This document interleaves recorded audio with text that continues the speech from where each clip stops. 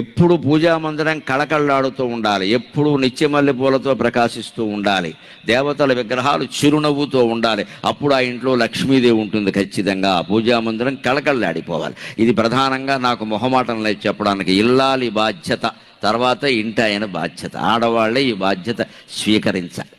అది వాళ్ళ బాధ్యత. ప్రధానంగా ఇంటి అయినా చేయొచ్చు, కానీ ఇల్లాలది ప్రధాన బాధ్యత.